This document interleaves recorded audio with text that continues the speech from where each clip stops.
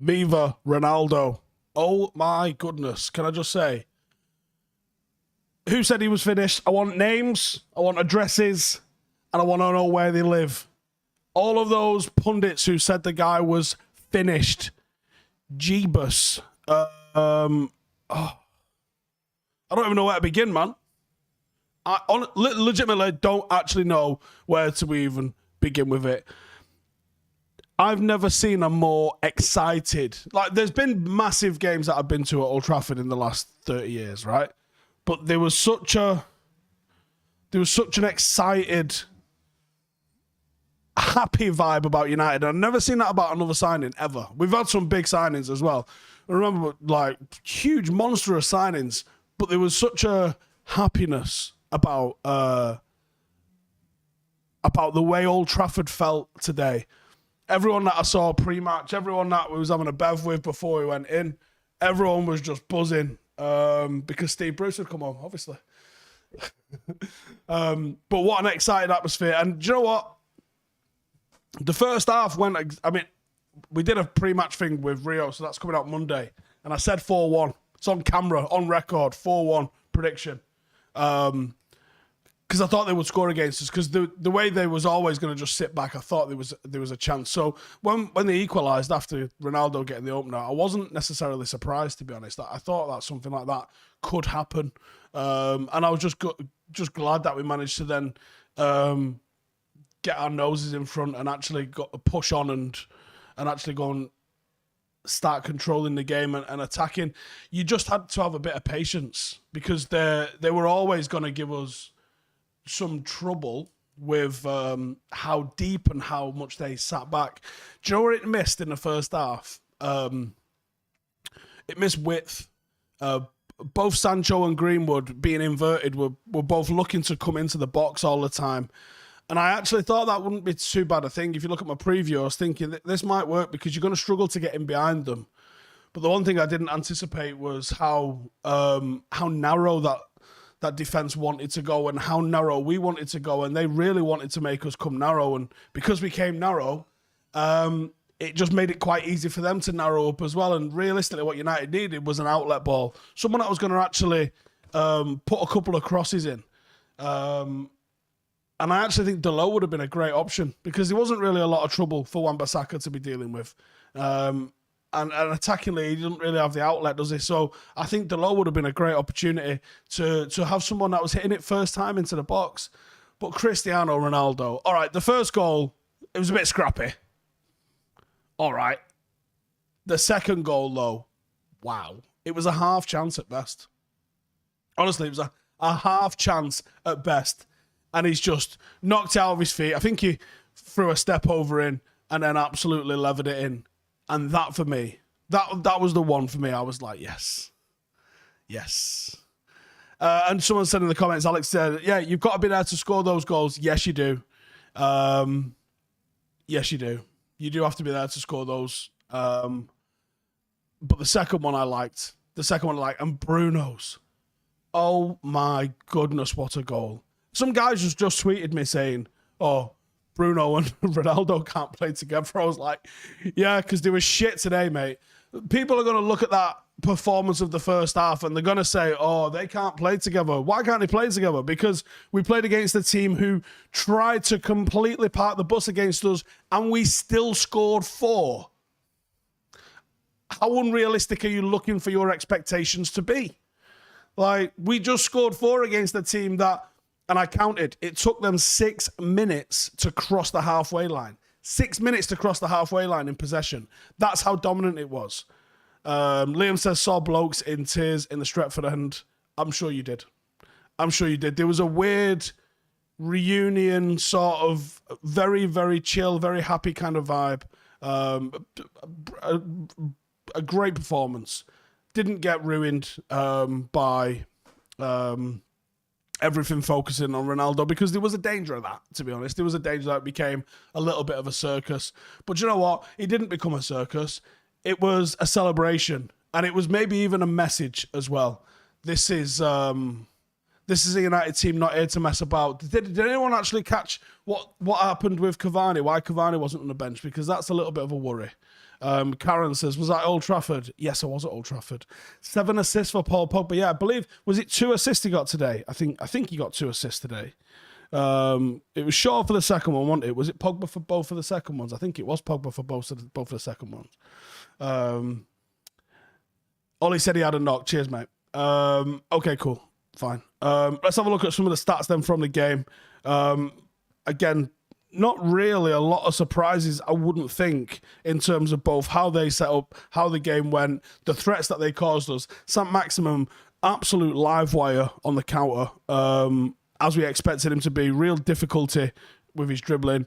21 shots there from United. It's a lot of shots, but, you know, it was from some pretty good areas as well. Let's have a look at the shots. There was a few from sort of just outside the D, but there was also some in and around the penalty area, and obviously we scored a few from those places as well, so that's all good. Only 12 shots there for Newcastle, 3 of which was on target. 7 shots on target for United. 5 big chances created, only 1 big chance there created for Newcastle. 6 shots there for Ronaldo, 5 for Bruno, and obviously 1 there for Jesse Lingard with 100% pass accuracy. The amount of passes from United, let's see who led the passing, because it wouldn't shock me. Oh my God, I was just about to say, it wouldn't shock me if Pogba had about 100 passes. 103 out of 112. Matic, 94 out of 101. Harry Maguire, 65 out of 66. Yeah, I sort of expected that, to be honest. Pogba to Matic, Maguire and all of those lot were really where United's passes was all going along. United looked a little bit like a 4-2-4 in possession. I'm not sure that we get the best out of Bruno Fernandes with him playing so high. I actually think that he'd be better, a little deeper, involved in creating and maybe running in beyond. But it was so difficult for us to do anything because of how deep and how narrow and how tight Newcastle tried to make it. Tyler says, your thoughts on Donny not starting? You said in the preview he needed to, or question his direction. I absolutely would question, you know, why he's not coming on, why he's not getting minutes. This was the perfect opportunity, I thought. It was the kind of game where you could have played him alongside with Matic and still had the defensive cover that he was going to need. A couple of people talking about Sancho. Yeah, I thought, Joe, what, if I'm being completely honest, I thought both Greenwood and Sancho were poor today. Mason's decision-making, particularly in United's half, left a lot to be desired, but he always shows what he can do going forward in the final third. Both of those guys are going to get involved in the goals. I think someone mentioned it to me in the ground. It looks like Shaw and Sancho don't know each other's game yet, and that might be a real thing. Yeah, someone in the comments there just saying don't judge him yet. We all know what he can do. Completely agree with that. I wouldn't be judging Sancho at all just yet. I'd rather look at the 3 years that we've seen him in Germany rather than the 3 games that we've seen him in a United shirt. He's elite, and he will be elite going forward. He just needs to settle, understand his teammates, and games like today don't do Sancho any favours. Sancho is a get your ass in behind and punish them kind of guy, and you didn't really see teams put on a low block kind of performance like we've just seen Newcastle put on in the Bundesliga, so that's a little bit new for him. So, you know, I'm not worried in the slightest. I'm not worried about Greenwood in the slightest. I'm not worried about Sancho in the slightest, but I just thought it was worth mentioning that both of those guys didn't have the greatest of games there today. Ollie didn't want to throw Donny in the deep end after not starting for a while. He came on from the bench. Do you know what? Yes, maybe, but also he's been playing in behind closed doors games, so it's not like he's just been messing around. Seb says this is a likeable a team as there ever has been. Yeah, that's not a bad one. Young boys, yes, that's a very good shout. Young boys next week. This is where you now need to start seeing the likes of Donny getting minutes, because that's what's going to happen with him, isn't it? Saint-Maximin ain't different to Traore, but I feel he's just a more polished player. How he is at Newcastle is just playing wrong. He is too good for the club. Yeah, I think their dribbling style is similar. Their physical style couldn't be further from different, could it? But their dribbling style is very, very similar, and his ability on the ball, especially, this is the thing, right? Look how good Saint-Maximin looked dribbling because of the space that he was dribbling into, because of the high line that United were playing. He had people that he could take on, and he had space that he could run into. Flip that to Sancho, who's a better dribbler than Saint-Maximin, and look at how his dribbling didn't really do anything today because of the nature of the way Newcastle played and the lack of space he had to run into, and people that he could take on and beat. You flip those situations around, and Sancho looks a joke playing for Newcastle today, and Saint-Maximin probably looks pretty ordinary playing for United, but that's just football, and that's the one. Need to specify your Traore, yeah, because there's about 1,000 of them. Yeah, good point. Sancho needs to be more direct. It's very difficult to be direct. This is the thing, right? You can't criticise. We just won 4-1, right, against a team that completely parked the bus. And there was a lot of frustrated people in Old Trafford like, oh, we got to be doing better than it. Look, we just won 4-1. It's about having a bit of patience, because when a team comes and completely parks the bus, you need patience. You're going to break them down, but you're waiting for mistakes. You're trying to tease them into areas that you can exploit. When a team sits 2 banks of 5 and doesn't try and leave the edge of their box, it's really difficult. Parking the bus happens because it works, right? People don't park the bus because it doesn't work. It works. So the fact that we managed to score 4 goals against a team that did not want to play football. Look how long the goalkeeper was taking for his goal kicks. Look how long they wasted time at every single opportunity. They come to this game knowing it started at 0-0 and would have paid a lot of money to go home with it 0-0 as well. So it's just different players in different teams in different circumstances. United won't play against teams that are going to park the bus against us like that every single week. And I guarantee probably young boys don't park the bus against us like that on Tuesday either. So Alex Ferguson was there to watch the match. I assume so. I obviously didn't run into him. But I would love to see his reaction to Ronaldo's goals. I literally said that as I was leaving the ground to someone. Show me those goals. Who got Ronaldo in their fantasy team and made him captain? I would assume a lot of people, to be honest. Can we talk about Cristiano's son? Will he be in our academy and break into our future 11? I have no idea. From what I've heard, he sounds all right, doesn't he? So, yeah, we'll see. What I noticed, when we are attacking, Matic, Varane, Maguire formed a free, and then Pogba sweeping away any balls from corners. I've noticed that we look different on set pieces. I'd love to chat to that set piece coach. I would really love to chat to that set piece coach and find out what we're doing with him. Someone said Saul looks stupid. I've got the game on there on the telly, but I haven't been paying attention. Obviously, been chatting to you guys. So, Sancho can be eased in due to Ronaldo, as Greenwood can play on the right as well. From what I'm hearing, Marcus ain't too far off fitness either. I will let you into a little bit of a secret though, seeing as though we're like, what now, 15 minutes in? Here is some Stevie secrets. So I spoke to a few United players this week actually, and one of the things that I heard, so I heard on Tuesday how training went. Then I heard what training was like Wednesday, Thursday and Friday. And I am going to be honest, I love what I am hearing. So I heard on training, I think you actually saw it, United put this out, but you couldn't quite see what the sessions was. So it was 4x4s, 4 versus 4 attack versus defence. And people were saying Ronaldo ain't pressing so much in those 4v4s. But when the ball comes to him, it's a goal. And I was like, sorry, I thought I lived in Manchester, not in the fucking pit lane of the Monaco Grand Prix. I imagine that got picked up by the mics. Jesus. Anyway, so, yeah, Ronaldo wasn't pressing. He was chilling. But anytime the ball came to him, it was a goal. And I'll take that all day long from my number 9. The other thing that I was hearing was he was pretty chill. Monday, Tuesday. Come Wednesday, he came in and told all the players we're stepping it up a level. And he was demanding more. And then Thursday, he demanded even more. Now, for me, that is leadership. A lot of people think leadership is shouting at people, what you can get them to do on the pitch, that's sort of screaming at people. Leadership is demanding more from your teammates. Ronaldo clearly has walked into that dressing room, spoken to a couple of players, gone, you're good, you're good, you're good. We're raising the levels. And I love it.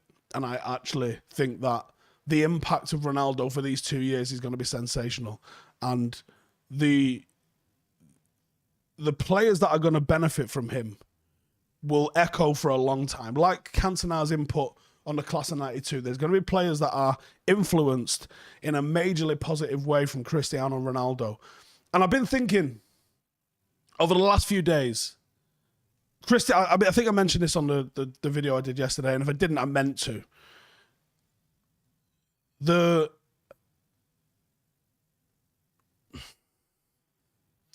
fact that Cristiano Ronaldo is the greatest player in the world. Now, look, you can say, oh, I think Messi is. Whatever. Did I go to the game? Yeah, I did. I got to the game, yeah. I parked right next to the ground, so I can jib away pretty quickly. And our office is only in the city centre. It's 2 miles away. The thing that I was thinking about with Cristiano Ronaldo is he is the greatest player in the world. Now, whether or not you think he's definitely the greatest player in the world or you think it's Messi, you're entitled to your opinion. For me, he is the greatest player in the world. He can go into pretty much any team and have an impact. Doesn't need it to be played a certain way. No matter the level, no matter the opposition, Cristiano Ronaldo finds a way to become effective in a match. And I love that about him. It feels weird that the greatest player in the world plays here. I know United are a big club, and I know we're one of the biggest clubs in the world, but this is my local club, man. It's here. Like, it feels weird. And I know we've had Duncan Edwards, George Best, Bobby Charlton, Wayne Rooney, Eric Cantona, David Beckham. All of these players have played here, but I don't know why. It just sort of hit me. This is fucking madness. And I'm buzzing with it. I'm absolutely buzzing with it. And do you know what? I was thinking, we should have known about this. We should have known that Cristiano was thinking of coming home. The planning permission went in for his hotel ages ago. We should have known he was probably thinking about doing something like this. And I wonder, this is what made me think about this actually, was the question about his son. I wonder whether he thinks, hey, I really came through at United. And I know he made his debut for Sporting, but he developed here. Let's have it right.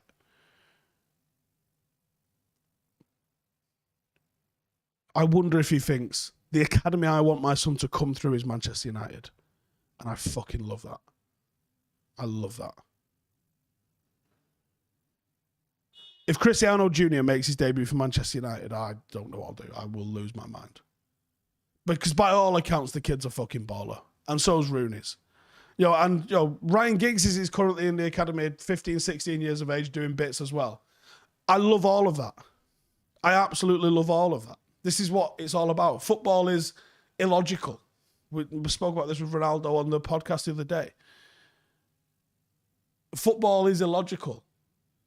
The uniforms are fucking weird. Why is there 50,000 people watching 22 blokes we don't know run around? It's illogical. Ultimately, football is romantic. Sport is fundamentally, its roots are romantic entertainment. Charlie Savage is in there, and Charlie Savage is a fucking baller as well. All of these emotions are nonsensical. They don't make sense in any fucking stretch of the imagination whatsoever. But the reason that we love football, the reason you fall in love with clubs like Manchester United is because of how romantic those stories are. And nothing's more romantic than fucking Rooney and Ronaldo's kids playing together. Can you imagine? I'm going to have a drink to that. Anthony Jarvis. Ronaldo will still be playing when his son makes his debut for United. I'm going to say I don't think so. But I am just going to have to fucking Google how old his son is. Isn't he like 12? His son's 11. Right. Come on. You're talking another 5 or 6 years to make that happen. Can he do that? I think that's probably too much for him, isn't it? Wow. Thoughts on Jay Lings? Do you know what? He obviously wants to be here. And he's going to have an impact. He's not going to be a first choice player, but he's definitely going to be a bit. Giggs, Rooney, Ronaldo, all in the team. Could happen.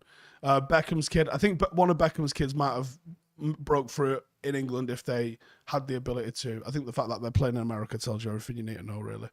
They're probably not going to be Premier League level. Rooney's son's age.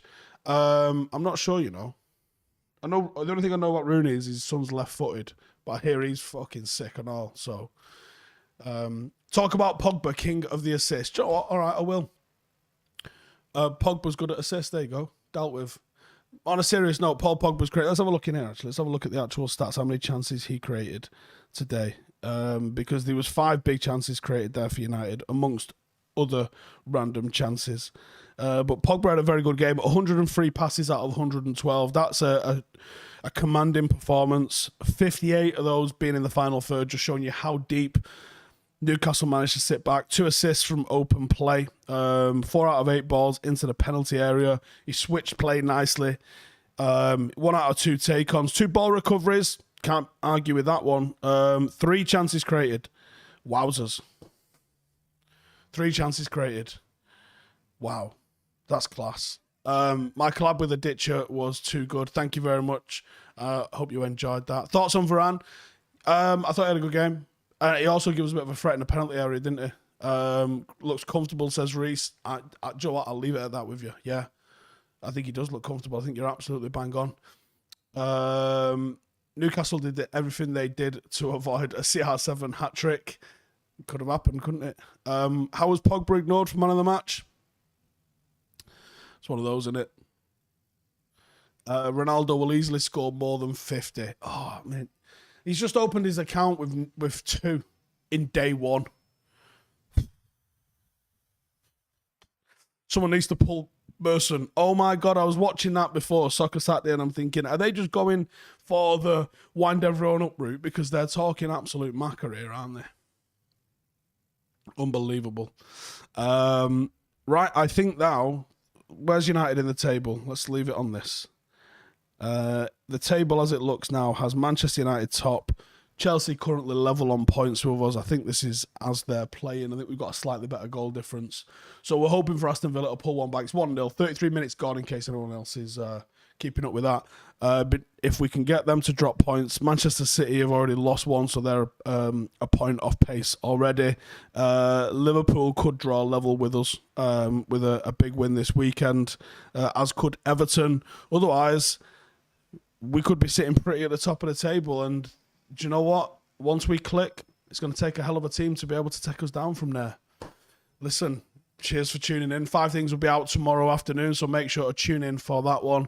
But also go and check out what we've been doing on Paddock FC as well. We had an emphatic victory ourselves last week. You get to see a little bit of what I do with the players behind the scenes in our classroom.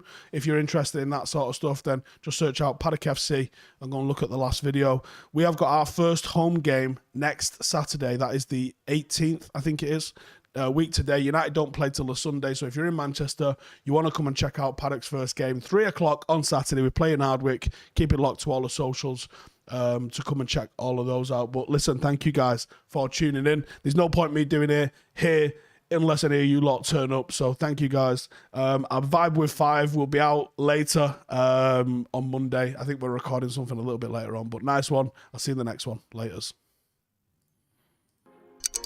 Hey, thank you for watching the video. If you are new around these parts, then don't forget to subscribe. My channel is proudly supported by my community on Patreon. If you'd like to get a little bit of extra content, a Discord group, meetups, 5-a-side games, weekly podcasts, behind the scenes, and even an occasional bit of transfer news as and when I get it, then for the price of a pint, you can show your appreciation for the content that we make and get some goodies for doing so as well. Check the link in the description or click the button right here. You'll also find all of my socials here too if you want to follow me on any of those platforms. Nice one.